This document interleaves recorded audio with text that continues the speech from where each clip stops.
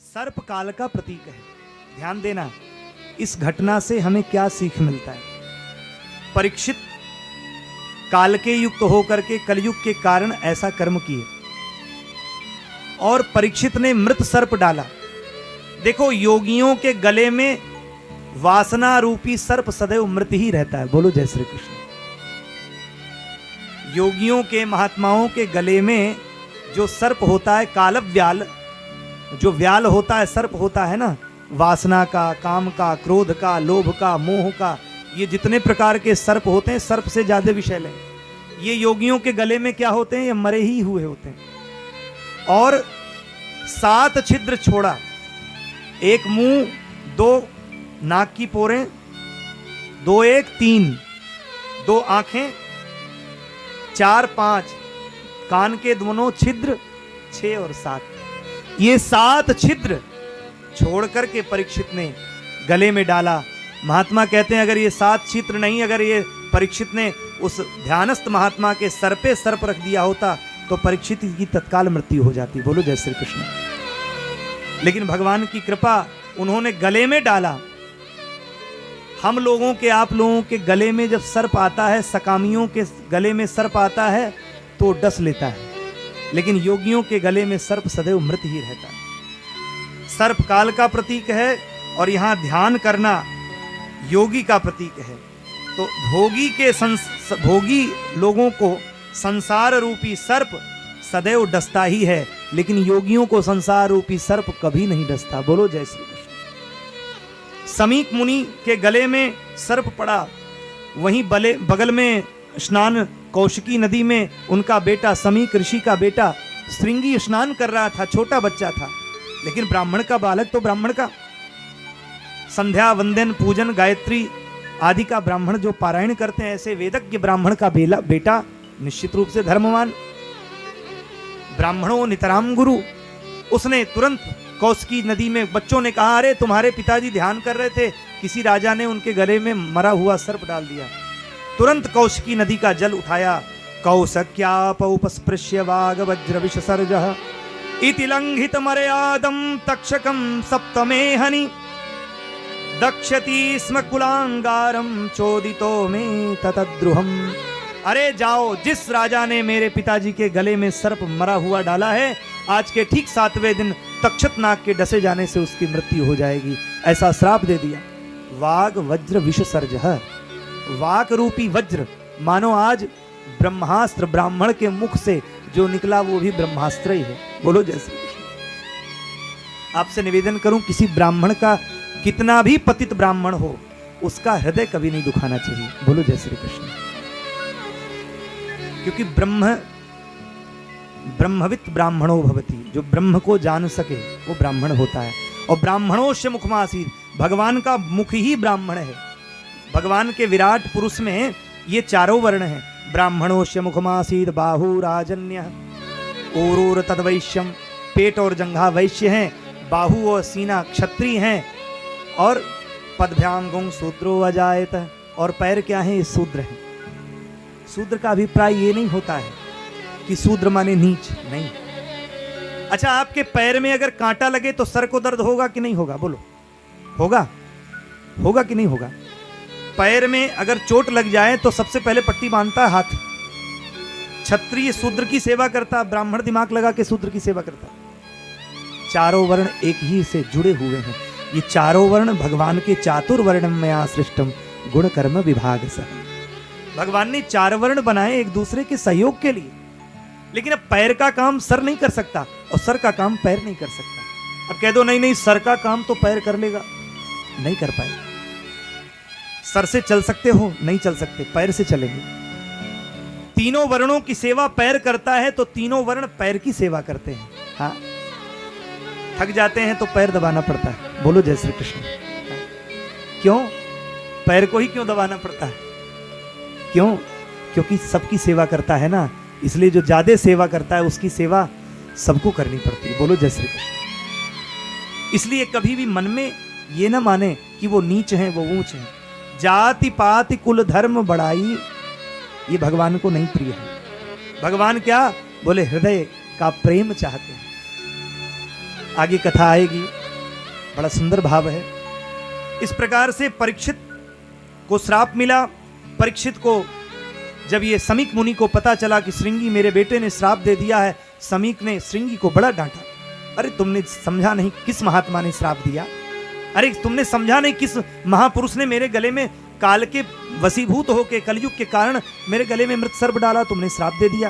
बेटा विचार करके श्राप देना चाहिए, लेकिन अब श्राप दे दिया तो श्राप दे दिया। तो कहे जाके कम से कम परीक्षित को बता दो कि 7वें दिन उसकी मृत्यु हो जाएगी, वो उपाय तो कर ले। परीक्षित को पता चला, परीक्षित बिल्कुल नहीं घबराए। परीक्षित स्वयं को महात्माओं के वशीभूत कर दिए, महात्माओं के श्री चरणों में गए, बोले प्रभु हमारे मुक्ति का उपाय बताएं। किसी ने कहा यज्ञ करो, किसी ने कहा जप करो, किसी ने कहा तप करो, किसी ने कहा ध्यान करो।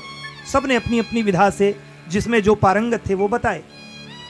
लेकिन गंगा तट के निकट ही परीक्षित बैठे थे। शाम का समय था, इतने में सब ने देखा, सभी महात्मा वहां एकत्र हो गए, धर्मात्मा, पुण्यात्मा, अमलात्मा। इतने बड़े राजा चक्रवर्ती नरेश, भगवान के समान गुणों वाले, जिनको 2-2 बार भगवान के दर्शन हुए, जो ठाकुर जी ने जिसकी सदैव रक्षा करी, ऐसे परीक्षित को श्राप मिला। सब महात्मा विह्वल हो गए, व्याकुल होकर परीक्षित के पास पहुंचे। गंगा तट आपन्न होकर के परीक्षित को देखा विह्वल। परीक्षित सोचने लगे, सबसे पूछने लगे। इतने में श्री सुखदेव जी कहते हैं कि तत्राभवत भगवान व्यासपुत्रो, तत्राभवत भगवान व्यासपुत्रो, तत्राभवत भगवान। भगवान व्यास के पुत्र श्री सुखदेव जी महाराज उस समय आ गए। तत्राभवत भगवान व्यासपुत्रो यदृक्षया गामट मनोनपेक्षः, अलक्षलिंगो निजलाभतुष्टो व्रतश्च बालैरवधूतवेषः, दिगंबरं वक्त्रविकीर्णकेशं प्रलम्बबाहु स्मरोत्तमाम्। महाराज बड़े बड़े हाथ, प्रलम्बबाहु स्मरोत्तमोमभाम्। ठाकुर जी कृपा करें। उसी समय श्री सुखदेव जी पधारे। तत्राभवत भगवान व्यासपुत्रो यदक्षया गाम मटानपेक्षः, अलक्षलिंगो, जो अपने ही लाभ से संतुष्ट होने वाले ऐसे भगवान श्री व्यास पुत्र को देख करके सभी महात्मा खड़े हो गए। अहो अहो महाभाग, अरे साक्षात सुखदेव जी पधारे हैं। भृगुर वशिष्ठस्य चौनस्य गौतमो मेधा तिथिल देवल देवरातो, सब खड़े हो गए। यद्यपि वशिष्ठ जी के प्रपौत्र, शक्ति के पौत्र पाराशर, शक्ति के पुत्र पाराशर, पाराशर के पुत्र व्यास के पुत्र सुखदेव जी, मने परपर बाबा भी खड़े होकर के अपने नाती पर नाती का स्वागत कर रहे हैं। ऐसे अलक्ष लाभलिंग भगवान सुखदेव जी को प्रणाम करते हुए सब ने प्रणाम किया है और राजा प्रणाम करते हैं। परीक्षित समेत सभी महात्मा जन खड़े होकर के भगवान सुखदेव का स्वागत किए हैं। बोलिए सुखदेव जी भगवान की जय। अतः पृक्षामि संसिद्धि योगिनाम परमम गुरु, हे योगियों के परम गुरु आपका स्वागत है। क्या कहा, पुरुषस्य है यत् कार्यम म्रियमाणस्य सर्वथा। और जैसे ही परीक्षित ने प्रणाम किया तो तुरंत पूछ लिया कि मरने वाले व्यक्ति को क्या करना चाहिए। हे प्रभु, मरने वाले व्यक्ति को क्या करना चाहिए। म्रियमाणस्य सर्वथा। परीक्षित को श्राप लगा, ये कह सकते थे कि प्रभु मुझे श्राप लगा है, मेरी मुक्ति कैसे होगी, मेरा उद्धार करिए, ये पूछ सकते थे। लेकिन अपना नहीं पूछा। क्या कहा कि म्रियमाण लोगों को क्या करना चाहिए, मरने वाले लोगों को क्या करना चाहिए, सबके लिए। इसमें भी धन्य है परीक्षित जो सबके लिए पूछ रहे हैं। सुखदेव जी ने कहा, अरे वाह, तुमने बड़ा सुंदर प्रश्न किया। सुखदेव जी ने कहा कि परीक्षित, मुखे तुम्हारे हृदय में भगवान हृदय मालिन का प्रभाव है। वाह, धन्य हो परीक्षित, धन्य हो। यदि किसी सामान्य व्यक्ति ने प्रश्न किया होता तो मैं अभी यहां से चला जाता, क्योंकि मैं रुकता नहीं हूं कहीं। लेकिन धन्य है परीक्षित, मैं जानता हूं मैं एक निमिष में तुम्हें मुक्त कर सकता हूं। बोलो जय श्री कृष्ण। सुखदेव जी ने कहा, मैं श्लोक का एक अक्षर भी तुम्हें सुना दूंगा, तुम मुक्त हो जाओगे। लेकिन मृत्यु को जान लेना, मृत्यु को पराजित करके मुक्त होना, ये बड़ी बात है। और भगवत कथा के तुम माध्यम होगे, मैं देख पा रहा हूं तुम भगवत कथा के, इस भागवत ग्रंथ के तुम सर्वोत्तम श्रोता बनोगे। इसलिए सुखदेव जी वहीं पे आसन लगा के बैठ गए और कहा, वरीयाने सते प्रश्न कृतो लोक हितम नृपः। अरे प्रभु, तुमने बड़ा सुंदर प्रश्न किया। वरीयाने सते प्रश्न कृतो लोक हितम नृपः आत्मविद सम्मतः पुंसाम श्रोतव्यादिषु यः परः। अरे तुमने बड़ा सुंदर प्रश्न किया। वरीयाने, यहीं से भागवत प्रारंभ होती। वरीयाने सते प्रश्न, वह अक्षर अमृत बीजक है और अमृत जहां पड़ जाता वहीं अमरता आ जाती है। इसीलिए रामायण का पहला अक्षर वर्णानाम अर्थ संघानाम रसानाम छंदसाम अपि, श्री रामचरितमानस में पहला अक्षर वर्णा नाम से, वह अक्षर से शुरू हुआ है। और वह अक्षर क्या है? अमृत बीजक है। मानो अमृत बीजक अक्षर से परीक्षित को अभय दान करते हुए सुखदेव जी महाराज कहते हैं, वरीयाने सते प्रश्न, तुमने अपने लिए नहीं, समस्त लोक कृतो लोकहितम नृपः, तुमने अपने लिए नहीं सारे लोगों के लिए प्रश्न किया है। धन्य हो, धन्य हो, धन्य हो परीक्षित। प्रश्न के उत्तर में मैं तुम्हें तस्मात् भारत सर्मात्मा भगवान ईश्वरो हरि श्रोतव्यः कीर्तितव्यश्च स्मर्तव्यश्च चथा भयम, मैं आपको भगवान की कथा सुनाऊंगा। हे राजन, जीवन का लाभ तभी है जब अंत समय नारायण की स्मृति हो जाए। जन्म लाभ परः पुंसान अंते नारायण स्मृति। जीवन में जिए, जितना भी जिए हो, जितना भी जीजिए, लेकिन अंत में जब राम नाम आ जाए, कृष्ण नाम आ जाए, तो समझ लो आपका जीवन सफल है। जन्म जन्म मुनि जतन कराही अंतराम कही आवत नाही। जन्म जन्मांतर योगी योगांतर कुल कोटि कल्पांतर तक जब आप पुण्य करेंगे, राम नाम का अभ्यास करेंगे, कृष्ण नाम का अभ्यास करेंगे, तब अंत में आपको राम और कृष्ण का नाम आएगा, नहीं तो नहीं आएगा। इसलिए हे परीक्षित, तुम नारायण का स्मरण करो। देह धरे कर यह फल भाई, भजिए राम सब काम बिहाई। परीक्षित जी के प्रश्नों को सुन करके सर्वम त्यक्त्वाम हरिम भजेत की भावना लेकर के, तदहम ते विधास्यामि महापौरुषोक भवेद, महापुरुषो महापौरुषी को भवान। हे प्रभु, आप महापुरुष हैं, आपके चरणों में मैं बार बार प्रणाम करता हूं। और हे राजन परीक्षित, तुम परेशान मत हो। एक निमिष में राजर्षि खटवांग अपनी आयु समाप्त कर चुका था। 2 घड़ी में उसको सब कुछ त्याग करके भगवत धाम मिल गया था। तो तुम्हारे पास तो 7 दिन है, तुम निर्विघ्न हो करके, यहाँ तो लोगों को पता ही नहीं कौन सा दिन अंतिम है, तुम्हारे पास, तुम धन्य हो परीक्षित, तुम्हारे पास 7 दिन का अवसर है। अब 7 दिन से पहले काल तुम्हारा कुछ नहीं बिगाड़ सकता। तुम एक ऐसे अजय हो जो संपूर्ण मानव मात्र के मार्गदर्शक बनोगे। इस प्रकार से जितासनो जित श्वासो जित संगो जितेंद्रिय, जितासन हो, जित श्वास हो, श्वास को जीतो, आसन को धारण करो। और हे राजन, अब मैं तुम्हें गोविंद की कथा सुनाऊंगा। श्री राम में सब जग जानी, करहूं प्रणाम जोरी जुग पानी। भगवान के सूक्ष्म रूप में मन को धारण करके सद्यो मुक्ति, क्रमो मुक्ति का वर्णन किया। ध्यान धारणा समाधि के बारे में सुखदेव जी कहते हैं, सृष्टि के प्रारंभ में ब्रह्मा जी धारणा के द्वारा अपनी उस स्मृति को प्राप्त करते हैं, संसार की रचना करते हैं और अंत में प्रलय हो जाता है। पंचभूतों का निर्माण हिरण्यगर्भ भगवान के ही द्वारा होता है। माया जितनी भी दिख रही है, जितने भी सुख के साधन हैं, वो सब भगवान के ही कारण है। इसलिए हे परीक्षित, भगवान का ही ध्यान सर्वोपरि है। सद्यो मुक्ति, क्रमो मुक्ति के बारे में बताया। ब्रह्मनिष्ठ व्यक्ति शरीर का त्याग करके, इच्छा करके, पहले आसन पे बैठ करके, एड़ी को गुदा द्वार में लगा करके ध्यान से भगवान को नाभि कमल से होते हुए 60 चक्रों का भेदन करते हुए और अपने ब्रह्मरंध्र से शरीर छोड़ता है, उसे कहते हैं सद्यो मुक्ति। बोलो जय श्री कृष्ण। क्रमो मुक्ति कहते हैं यदि योगी को विहार करने की इच्छा हो, वो ब्रह्मादि लोकों का सैर करने की इच्छा हो, तो उसे मन एवं इंद्री को साथ में वश में करके शरीर के साथ स्वर्ग चले जाना चाहिए। कुछ दिनों तक दिव्य भोगों को भोगता हुआ महरलोक, जनलोक, तपलोक, होते हुए सत्यलोक चला जाएगा। इसे कहते हैं क्रमो मुक्ति। बोलो जय श्री कृष्ण। और ये दोनों मुक्ति बिना भगवान की कृपा से नहीं मिल सकती। और तीसरी मुक्ति है बोले भगवन नाम। जिसको कुछ नहीं आता है, गोस्वामी तुलसीदास जी ने सामान्य कृषक ने पूछा, बोले बाबा आपने इतने पुराण लिख दिए, दोहावली, गीतावली, बरबय रामायण, विनय पत्रिका, वैराग्य संदीपनी, कवितावली, गणेश मंगल, पार्वती मंगल, रामलला, नेचू, ये सब तो लिख दिया आपने, लेकिन हम लोग तो काला अक्षर भैंस बराबर, कुछ जानते ही नहीं। हमारे मुक्ति का उपाय करें प्रभु।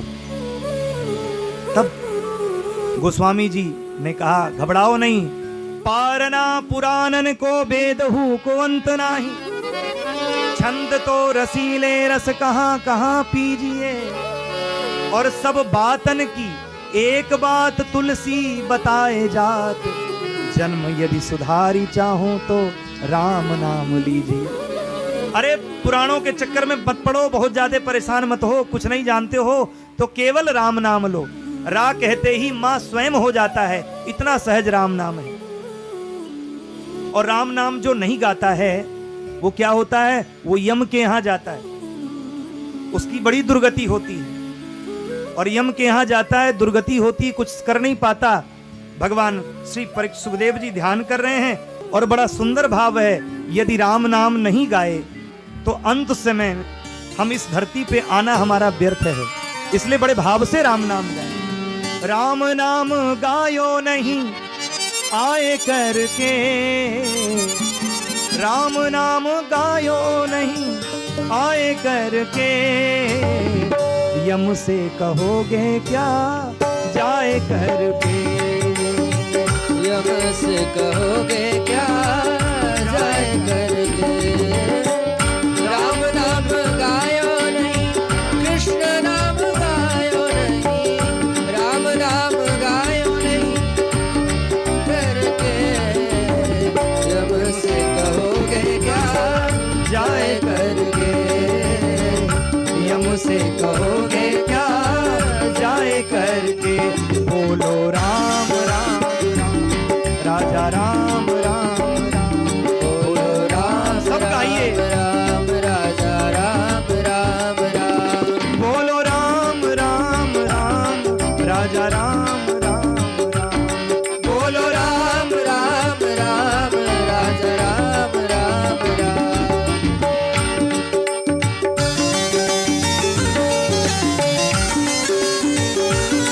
बड़े भाव से बोलिए राजा रामचंद्र भगवान की जय हो।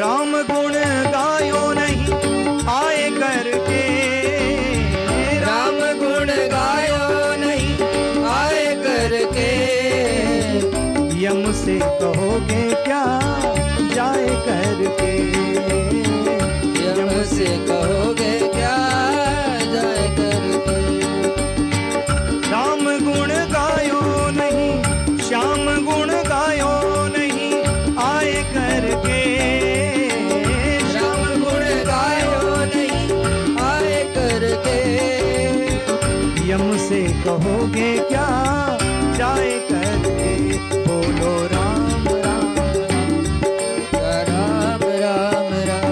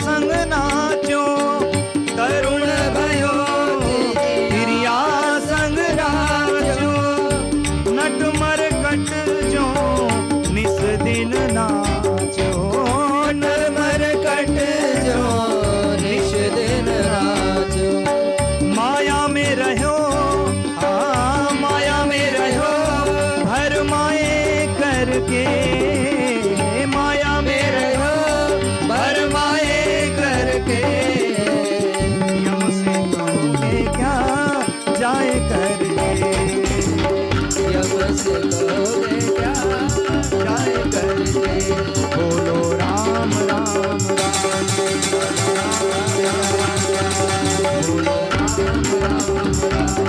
बोलो राम राम राम बोलो राम राम राम राधे श्याम श्याम श्याम बोलो राम राम राम बोलो श्याम श्याम श्याम बोलो राम राम राम बोलो राम राम राम बोलो राम राम बोलो राम राम राम बोली भागवत भगवान की